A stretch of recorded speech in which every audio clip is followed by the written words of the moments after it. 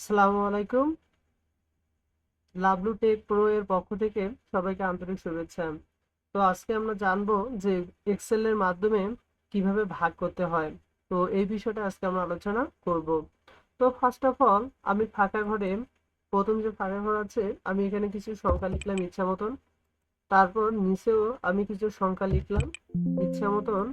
দেন হচ্ছে এই প্রথম ঘর এবং দ্বিতীয় ঘর দুটো আমি পুরোটাই সিলেক্ট করলাম। সিলেক্ট করার পর এখানে কর্নারে একটা প্লাস আইকন দেখতেছি, আমি এটা নিচের দিকে টানবো। তো হচ্ছে আমি এখানে কিছু সংখ্যা পেলাম। তো এই সংখ্যাগুলো আমি একটা থেকে আরেকটা কি করব, ভাগ করব। কিভাবে করব? তো ফার্স্ট অফ অল আমি এখানে ইকুয়াল চিহ্ন চাপ দিব, দেন সাম লিখতে হবে এস ইউ এম সাম।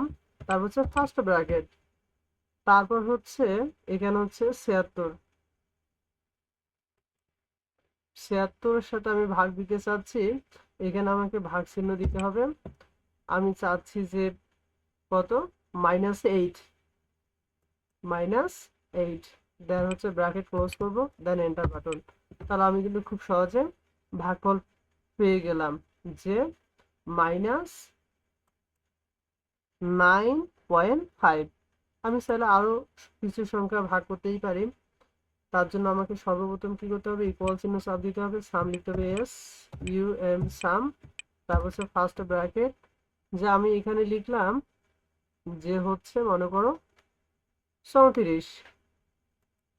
34-এর সাথে আমি ভাগ চিহ্ন দিলাম, ভাগ করতে চাচ্ছি মনে করো 50।